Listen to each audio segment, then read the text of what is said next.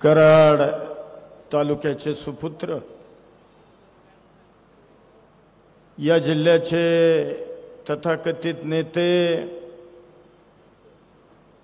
कैलासवासी विलास काका उंडाळकर यांचे सुपुत्र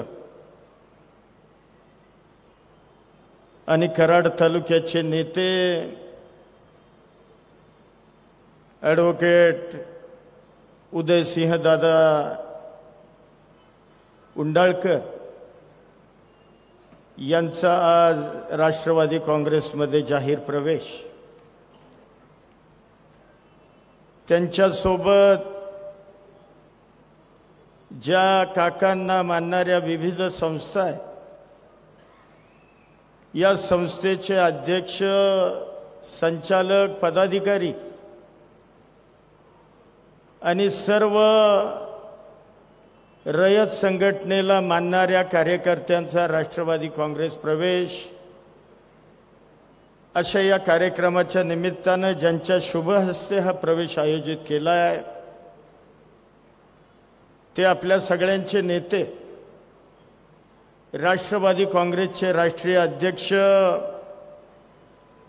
आदरणीय अजितदादा, खासदार नितीन पाटील, आमदार सचिन पाटील, ज्यांनी आज प्रवेश केला ते आपल्या सगळ्यांचे सहकारी ॲडव्होकेट उदयसिंहराव दादा उंडाळकर पाटील, जिल्हा राष्ट्रवादी काँग्रेसचे अध्यक्ष बाळासाहेब सोळसकर, मंचकावर उपस्थित ज्येष्ठ नेते गोडसे अण्णा, आप्पाजी गरुड, मानसिंगरावजी जगदाळे, काकांच्या सोबत ज्यांनी खांद्याला खांदा लावून ही संघटना वाढवली, टिकवली, ते सर्व आदरणीय ज्येष्ठ कार्यकर्ते, राष्ट्रवादी काँग्रेसचे कार्याध्यक्ष संजय देसाई, प्रदीप विधाते, विजयसिंहराव यादव, कार्याध्यक्षा सीमा जाधव, पृथ्वीराज गोडसे, युवकांचे अध्यक्ष, आपल्या जिल्हा बँकेचे माजी संचालक राजेश पाटील वाठारकर, आपल्या कराड उत्तरचे अध्यक्ष जितेंद्रजी डुबल, सादिक इनामदार, श्रीनिवास शिंदे, मीही आता आमच्या कारखान्याचे उपाध्यक्ष प्रमोददादा शिंदे, मीही आता मंचकावरच्या सगळ्यांची क्षमा मागतो, कारण दादांना आपला कार्यक्रम करून पुन्हा इथून कोल्हापूरला जायचे आणि कोल्हापूरवरून विमानाने पुन्हा मुंबईला जायचे। त्यामुळे मंचकावरचे सर्व उपस्थित मान्यवर आणि एवढ्या मोठ्या संख्येनं उदयदादांना पाठबळ दाखवण्याकरता, त्यांना आशीर्वाद देण्याकरता, त्यांच्या मागे खंबीरपणाने आम्ही आहोत हे दाखवण्याकरता उपस्थित असणारे या तालुक्यामधले सर्व आदरणीय वडीलधारी, विविध संस्थांचे आजी माजी पदाधिकारी, माता भगिनी, पत्रकार बंधू आणि माझ्या तरुण सहकारी मित्रांनो, आज आपल्या सगळ्यांचे नेते उदयसिंह दादा पाटील यांचा राष्ट्रवादी काँग्रेसमध्ये प्रवेश आदरणीय अजितदादांच्या हस्ते या ठिकाणी होतोय। खरं तर हा प्रसंग या जिल्ह्याच्या राजकारणामधला एक अतिशय महत्त्वपूर्ण प्रसंग म्हणला तर काही वावगं होणार नाही। ज्या काकांचा उल्लेख सातत्याने आधीच्या वक्त्यांनी केला की जे काका उदयरावांचे वडील होते, त्यांनी या जिल्ह्यामध्ये 30-35 वर्ष या जिल्ह्याचं राजकारण केलं, समाजकारण केलं। 35 वर्ष कराड दक्षिणेतून सातत्याने आमदार म्हणून निवडून येत असताना नुसत्या कराड तालुक्याचे प्रश्न काकांनी सोडवले नाहीत, तर या जिल्ह्यामधल्या सर्वसामान्य कार्यकर्त्यांचे सुद्धा प्रश्न अडचणी त्यांना राजकीय दृष्ट्या ताकद देण्याचं काम काकांनी त्यांच्या कार्यकाळामध्ये केलं। काकांसारखं एवढं उत्तम नेतृत्व होतं की या तालुक्यानं या जिल्ह्यानं सातत्यानं जपलं। मुळामध्ये काकांच्या राजकारणाची सुरुवात ही कैलासवासी यशवंतराव चव्हाण साहेबांच्या विचारानं झाली। कैलासवासी आबासाहेब वीरांचा विचार आणि त्यांची पाठराखण करत काका या जिल्ह्यामध्ये काकांनी राजकारणाला सुरुवात केली आणि या जिल्ह्यामधलं यशवंत विचार मानणारं एक उत्तुंग नेतृत्व म्हणून काकांची ओळख गेले अनेक वर्ष या जिल्ह्यानं या राज्यानं अनुभवली। खरं तर माझ्या वडिलांचे तात्यांचे काकांचे संबंध उदयदादांनी सांगितलं ती वस्तुस्थिती आहे की अतिशय मैत्रीचे जिव्हाळ्याचे प्रेमाचे संबंध होते। दोघं जिल्हा बँक असतील, जिल्ह्यातल्या ज्या काही संस्था असतील, या जिल्ह्याच्या निवडणुका संस्थांच्या मग बिनविरोध करायच्या असतील किंवा निवडणुका लढवायच्या असतील, एकत्रितपणानं त्यांनी या जिल्ह्यामध्ये अनेक वर्ष काम केलं। या जिल्ह्यामध्ये यशवंत विचार कसा वाढीला लागेल, आबासाहेब वीरांचा विचार या जिल्ह्यामधला कसा टिकेल, याकरता काकांनी तात्यांनी अतिशय जीवापाड प्रयत्न केला। खरं या जिल्ह्यामधला एक काळ असा होता की चव्हाण साहेबांना मानणारा, किसनवीर आबांच्या विचाराला मानणारा प्रत्येक लोकप्रतिनिधी या जिल्ह्यामधून निवडून येत होता। काकांनी आमदार पद जवळपास मला वाटतं 7 ते 8 टर्म काका आमदार झाले। राज्याचे मंत्री, विधी व न्याय मंत्री होते। जे खातं माझ्याकडे, हे खातं सुद्धा काकांनी मदत व पुनर्वसन हे खातं सुद्धा अतिशय सक्षमपणानं काकांनी भूषवलं। आणि खरं तर काकांची काम करण्याची पद्धत ही एखाद्या कार्यकर्त्यासारखी होती। ते कधी नेता म्हणून वागले नाहीत।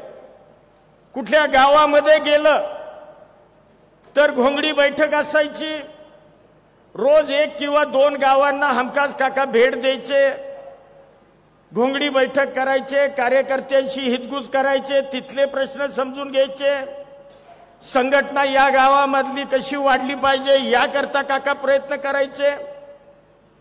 आणि संध्याकाळी त्याच कार्यकर्ता, मग तो फाटका असू दे तुटका असू दे, त्या कार्यकर्त्याच्याच घरी जेवणार आणि काका मग रात्री घरी यायचे। अशा पद्धतीनं काकांनी या कराड तालुक्यामध्ये संघटना बांधण्याचं काम केलं। खरं तर उदयदादा मगाशी ज्या वाकुर्डे नदी जोड प्रकल्पाचे बोलले, माझी माहिती तर अशी आहे, या राज्यामधला पहिला नदी जोड प्रकल्प हा वाकुर्ड्याचा काकांच्या कल्पक नेतृत्वातून त्यावेळेला झाला। मला सांगा, आता नदी जोड प्रकल्प सरकार करायला लागले, परंतु काकांची दूरदृष्टी किती होती की गेल्या काही वर्षापूर्वी त्यांच्या लक्षात आलं की वारणेचं पाणी जर आपण इथं आणलं तर माझा हा डोंगराळ जो मतदारसंघ आहे, जो डोंगराळ तालुका आहे, या माझ्या कष्टकरी शेतकऱ्यांच्या शेतामध्ये त्या ठिकाणी पाणी येईल आणि त्यांच्या जीवनामध्ये आर्थिक परिवर्तन होईल। अनेक संस्थांची निर्मिती काकांनी केली।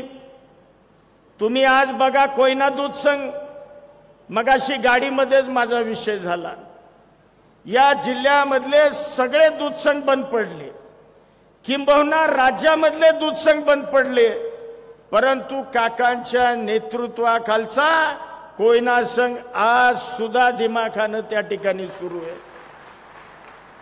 मग खरेदी विक्री संघ असेल, कोयना बँकेची निर्मिती असेल, त्याचबरोबर शामराव पाटील पतसंस्थेच्या माध्यमातून तरुणांना पद निर्माण करून देण्याचा प्रयत्न असेल, मार्केट कमिटी असेल, अशा एक ना अनेक संस्था काकांनी नुसत्या त्याच्यावर आपल्या लोकांची सत्ता किंवा आपल्या पक्षाची सत्ता न बसवता त्याच्याबरोबर या संस्था आर्थिकदृष्ट्या चांगल्या कशी राहतील, या संस्थांचं काटेकोर नियोजन कसं पद्धतीनं आर्थिक होईल आणि या संस्था सर्वसामान्य शेतकऱ्याला कष्टकऱ्याला कशा पद्धतीनं मदत देतील याचा शेवटच्या अंतिम क्षणापर्यंत त्यांनी प्रयत्न केला। दुर्दैवानं मधी काँग्रेस पक्षाची दोन शकलं झाली, राष्ट्रवादी काँग्रेसची निर्मिती झाली। तात्या राष्ट्रवादी काँग्रेसमध्ये पहिल्या दिवसापासून शरद पवार साहेबांबरोबर गेले, परंतु काकांनी काही काँग्रेस सोडली नाही, काका काँग्रेसशी एकनिष्ठ राहिले। राजकारण तिथून दोघांच्या म्हणजे जिल्ह्यामध्ये काही वर्ष तरी सुद्धा एकत्र होते। अगदी अजितदादांनी जिल्हा बँकेला पॅनल टाकलं होतं, त्यावेळेला काका आणि तात्या एकत्र त्यावेळेला होते, ही वस्तुस्थिती आहे। खरं तर या जिल्ह्यामध्ये वैचारिक राजकारण या मंडळींनी करण्याचा प्रामाणिकपणाने प्रयत्न केला। दुर्दैवानं मधल्या कालावधीमध्ये या दोघांमध्ये राजकीय थोडंसं पक्षीय असेल काय असेल वितुष्ट आलं, परंतु जे घरगुती संबंध ज्याला आपण म्हणतो वैयक्तिक, ते मात्र या दोघांनी कदापिही बिघडू दिले नाही। अगदी शेवटच्या क्षणापर्यंत, अगदी शेवटपर्यंत हे नातं त्यांनी अतिशय प्रामाणिकपणाने जपण्याचा प्रयत्न केला। म्हणजे जे अलीकडच्या राजकारणामध्ये जी कटुता येते, ही कटुता त्यावेळेला असायची नाही। जरी वैचारिक मतभेद असले तरी वैयक्तिक संबंध, कौटुंबिक संबंध हे चांगले ठेवण्याचा प्रयत्न या मंडळींनी त्यांच्या कार्यकाळामध्ये केला। दुर्दैवानं काकांचं निधन झालं। उदयराव दादांच्या गळ्यामध्ये तुम्ही सगळ्या मंडळींनी काकांच्या माघारी नेतृत्वाची धुरा दिली। त्यांनी सुद्धा ही रयत संघटना ही अतिशय सक्षमपणानं, त्याचबरोबर या सगळ्या संस्था या चांगल्या पद्धतीनं टिकवण्याचं वाढवण्याचं काम केलं आणि निश्चितपणानं काकांना जो अभिप्राय आहे तो विचार त्यांनी काकांचा वाढवण्याचं टिकवण्याचं काम केलं। उदयदादा काँग्रेसमध्ये होते, काँग्रेसमध्ये त्यांना काय मिळालं काय नाही मिळालं मी तिकडे जात नाही, परंतु आज मी त्यांना निश्चितपणानं त्यांचा एक सहकारी म्हणून सांगेन, कारण त्यांचे आमचे संबंध काही राजकीय नाहीत, एक घरगुती घरोब्याचे संबंध आहेत। या भावनेतून मी त्यांना सांगेन की आज तुम्ही जो अजितदादांच्या नेतृत्वाखाली राष्ट्रवादी काँग्रेसमध्ये प्रवेश केलाय, तुम्हाला आयुष्यामध्ये पश्चातापाची वेळ येणार नाही, याची मी 100% खात्री आपल्याला देतो। अजितदादांसारखं उत्तुंग नेतृत्व की उद्याची महाराष्ट्राची 20-25 वर्ष जे महाराष्ट्राचं नेतृत्व करणार आहेत। दादांचा स्वभाव प्रकट, दादा स्पष्ट बोलतात, परंतु दादांचा स्वभाव एकदा दिलेला शब्द काय वाटेल ते झालं तरी दादा माघारी घेत नाहीत, हा त्यांच्या स्वभावाचं वैशिष्ट्य आहे। तुम्ही आमच्या दोघा भावांवरून बघितलंय, मी पहिल्या मंत्रिमंडळात मला त्यांनी ऑफर दिलती, तू कॅबिनेट मंत्री तुला व्हायचंय। मी त्यांना म्हणलं दादा मला माफ करा, मला आत्ता काही तुम्ही आग्रह करू नका, मला मतदारसंघात विचारू द्या। त्यांनी माझी विनंती मान्य केली, परंतु मी नंतर त्यांच्या सोबतच गेलो। परंतु तुम्ही बघितलंय मंत्रिमंडळाचा विस्तार झाला आणि दादांनी मला पुन्हा एकदा कॅबिनेट मंत्री त्या ठिकाणी देऊन माझा नव्हे तर या जिल्ह्याचा, वाई, महाबळेश्वर, खंडाळा या तिन्ही तालुक्यातील सर्वसामान्य लोकांचा सन्मान करण्याचा प्रयत्न केला. नितीनला खासदार केला, वाईत लोकसभेच्या प्रचाराला आले. तुम्हाला खोटं वाटेल, आम्ही म्हणजे त्यांना विचारत, ते माझ्यानंतर त्यांचं भाषण आहे. मी मंत्रिपद मागितलं नव्हतं, आम्ही खासदारकी मागितली नव्हती की बाबा आम्हाला हे द्या, म्हणजे असं बिलकुल नाही.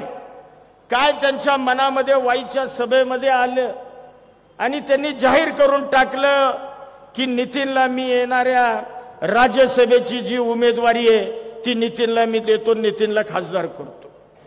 आपण बघितलं जिल्ह्यामध्ये जे कधी घडलं नाही ते, एका कुटुंबामध्ये मंत्रिपद आणि एका कुटुंबामध्ये खासदारकी, हे फक्त अजित पवारच करू शकतात, एवढं लक्षात ठेवा.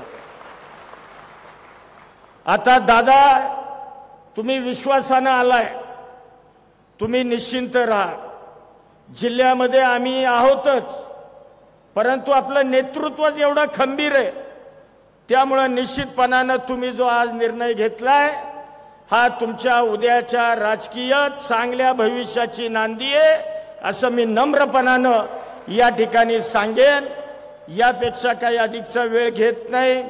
या पक्षामध्ये तुमचं अतिशय मनापासून आम्ही सगळेजण, अगदी कराड तालुक्यातली मंडळी जी पूर्वीची राष्ट्रवादीची आहेत, तुम्ही आणि तुमच्या सगळ्या सहकाऱ्यांचं या जिल्ह्याच्या राष्ट्रवादी काँग्रेसच्या वतीनं मी मनपूर्वक या ठिकाणी स्वागत करतो.